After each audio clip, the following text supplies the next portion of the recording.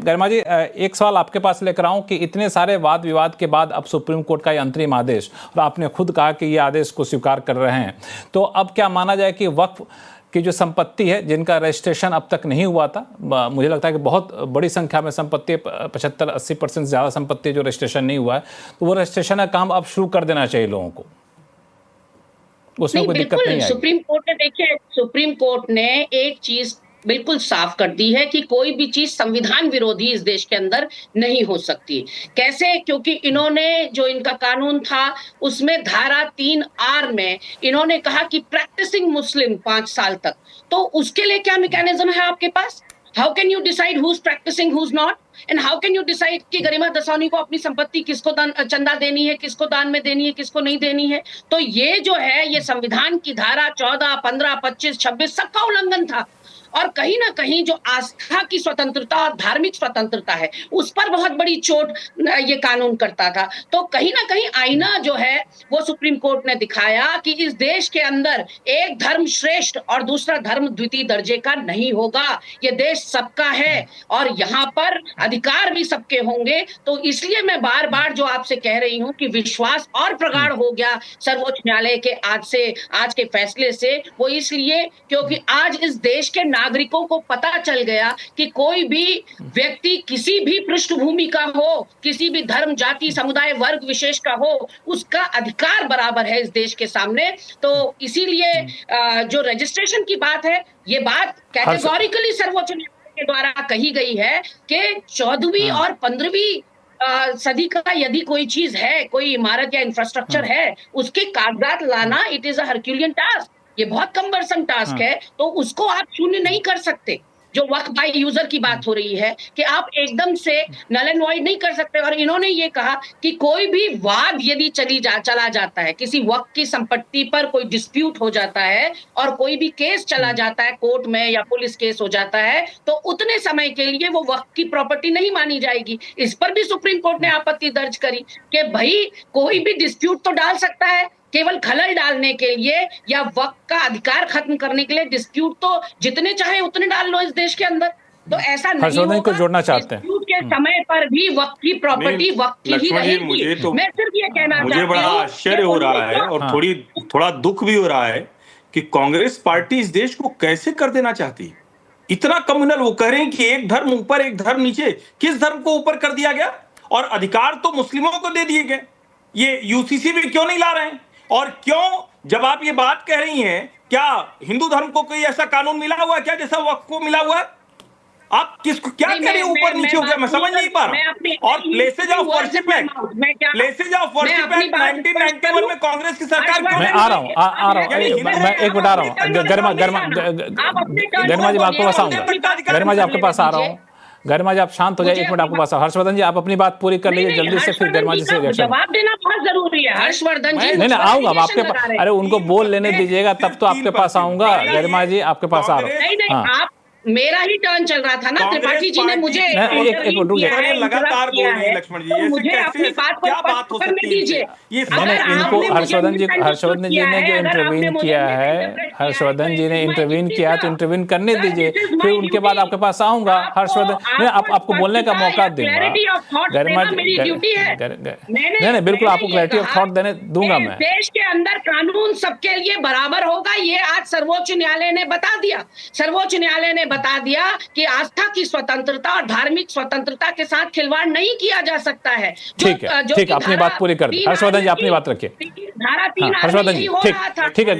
गरिमा जी पूरे शो में आपको बोलने नहीं दे सकता हूँ ना, बाकी लोग भी हैं। हर्षवर्धन जी प्रवचन है तो करा लीजिए। गरिमा जी एक मिनट शांत रहिए। हाँ बोलिए हर्षवर्धन जी, संक्षिप्त। बड़ी स्पष्ट सी बात है, प्लेसेज ऑफ वर्शिप एक्ट के जरिए हिंदुओं के अधिकार क्यों छीन लिए गए हैं? कहाँ हिंदू? और वो कह रहे हैं कि हिंदू के सामने मुसलमान दोनों दर्जे का हो गया। सचमुच ये लक्ष्मण जी, ये इनको पता गरिमा जी ऐसे हमारे चैनल पे ऐसे डिबेट होता नहीं। इस तरह की डिबेट करके क्या साबित करना चाह रही है? वक्त के लिए इतना कलेजा निकला चला जा रहा है। और हिंदुओं के प्लेसेज ऑफ वर्शिप एक्ट को क्यों लगाया गया?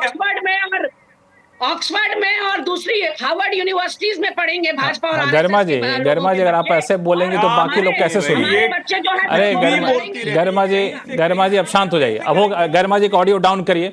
हर्षवर्धन जी 15 सेकंड में बात अपनी पूरी करिए। हाँ, मैं सिर्फ 3 पंक्तियां। प्लेसेज ऑफ वर्शिप एक्ट कानून कांग्रेस लेकर आई, हिंदुओं को अपने मंदिर पर तक का अधिकार नहीं दिया, छीन लिया उसे। वक्फ के बहाने वक्फ के जो संपत्तियां हैं वो देश भर में सरकारी से लेकर मंदिर से लेकर निजी तक कब्जा हो जाए और उस पर संशोधन तक सरकार नहीं कर सकती। कमाल की बात ये, यूसीसी की बात करते ही, जब एक समान नागरिक संहिता की बात करते ही ये कौन सी पार्टियां जो चिल्लाने लगती? इस देश को जो कम्युनल बनाया गया है, इस देश को जो लगातार मुस्लिम परस्त बनाया गया है, ये देश के लिए खतरनाक है। ठीक है, मैं ऐसा करता हूं कि फराज, हाँ ठीक, आप जवाब दीजिएगा। प्लीज जवाब आपसे लूंगा मैं, 2 मिनट शांत हो जाइए। नहीं, बिल्कुल नहीं, आपके पास एक सवाल और आ रहा है, उसका भी जवाब दीजिएगा। दोनों सवाल नोट कर लीजिए। संगीत रागी जी, संक्षिप्त में। देखिए लक्ष्मण जी, हम सबसे पहले तो इस बात का विरोध दर्ज करते हैं कि आपके चैनल पर ऐसा नहीं होता है कि कोई बोले और उसके बीच में कोई बकवास करना शुरू करे। और कांग्रेस के प्रवक्ता ने लगभग प्रोफेसर की लैंग्वेज, एक राष्ट्रीय दल की प्रवक्ता के लिए एक प्रोफेसर बकवास कर रहा है, यानी कि इतने सालों से जो हम टेलीविजन चैनल पर सुन रहे थे वो भी बकवासी था। आप ये बता रहे हैं कि जो आप बोल रहे हैं वो भी बकवास है। की ही भाषा है, संगीत रागी जी, सम्मान, ये महिला का सम्मान कर रहे हैं। गरिमा जी, आपको बोलने का पूरा मौका दिया जाएगा। संगीत रागी जी को बोलने दिया। संगीत रागी की आवाज को चल रही। देखिए कांग्रेस के प्रवक्ता, देखिए संविधान, कांग्रेस के प्रवक्ता ने कहा कि आज सुप्रीम कोर्ट ने बताया कि संविधान के विरुद्ध था। अरे थोड़ी सी बेसिक अकल होती, थोड़ी सी अकल होती, यदि कॉन्स्टिट्यूशन पढ़ा होता तो ये बात बोलने की साहस कोई नेशनल टेलीविजन पर नहीं करता।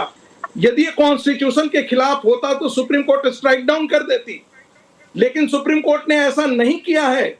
आर्टिकल 26 जो है वो मैनेजमेंट से रिलेटेड है, ये धार्मिक स्वतंत्रता में कोई हस्तक्षेप नहीं है, ये सुप्रीम कोर्ट ने कहीं नहीं माना है।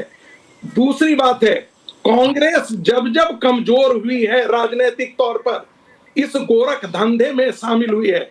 2013 में भी, जब 2014 का चुनाव होने से पहले इस देश में दिल्ली में कम से कम प्राइम प्रॉपर्टी 115 प्रॉपर्टी किसको दे दिया? वक्फ बोर्ड को दे दिया। 1995 में कांग्रेस कमजोर हो रही थी, राजनीतिक तौर पर कमजोर हो रही थी, फिर उसने संशोधन किया। उस समय नरसिंह राव की सरकार थी, तब जाकर के उसमें वक्त में चेंज लाया।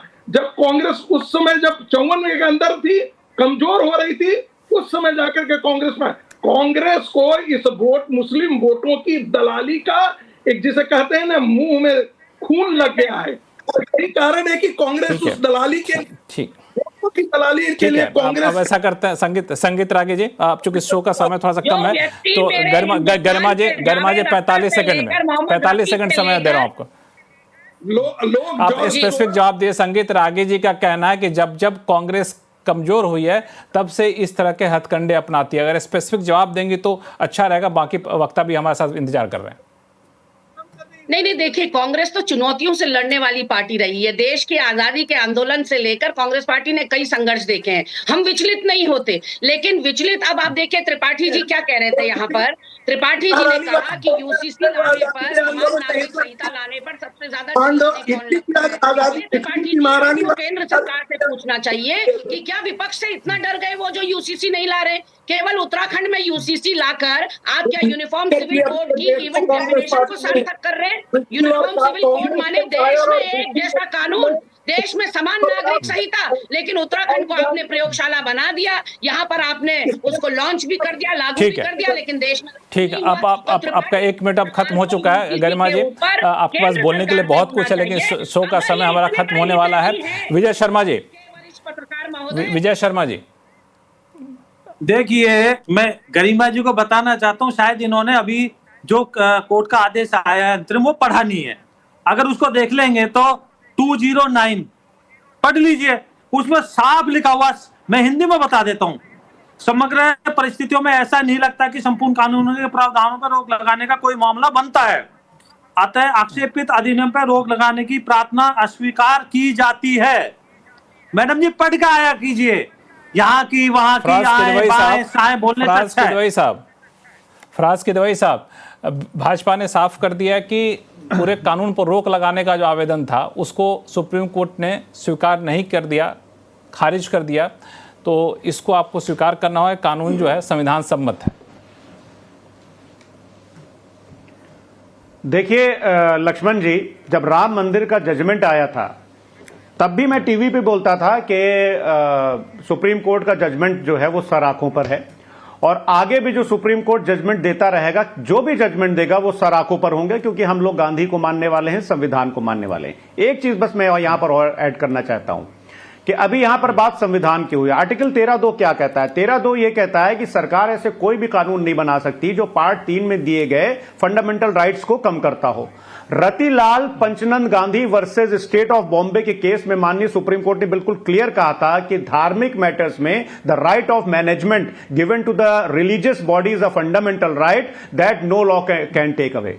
तो अभी और क्या है कि सुप्रीम कोर्ट की जो प्रोसीडिंग्स हैं, मैंने तो वकालत भी पढ़ी है, हालांकि प्रैक्टिस नहीं करता हूं, उसके भी प्रोसीजर है। ऐसा नहीं कि आज वहां पर केस चल रहा है और हाँ ठीक है, बहुत अच्छी बात है, मैं प्रैक्टिसिंग लॉयर नहीं हूं, लेकिन मैं ये कह रहा हूं कि जो लक्ष्मण जी, सुप्रीम कोर्ट में भी कुछ स्टेप्स हैं, उस स्टेप को वो फॉलो करना पड़ेगा। और आप देखिएगा, आज नहीं तो कल जैसे इलेक्टोरल बॉन्ड्स का जो हशर हुआ था ना, वही इसका भी होगा। आप आने वाले टाइम पे देख लीजिएगा। एक मैं छोटी सी पंक्ति कह करके अपनी बात खत्म करूंगा कि आज की तारीख में आदरणीय मोदी जी की सरकार जो कर रही है, उसके लिए बस जो हमको और आपको करना होगा कि यार मक्तल से बहरहाल गुजरना होगा, बच गए हम तो किसी और को मरना होगा, टाल देने से कोई मसला हल नहीं होता, एक ना एक दिन तो कोई फैसला करना होगा, अगली नस्लों को तबाही से बचाने के लिए जो भी करना है इसी नस्ल को करना होगा।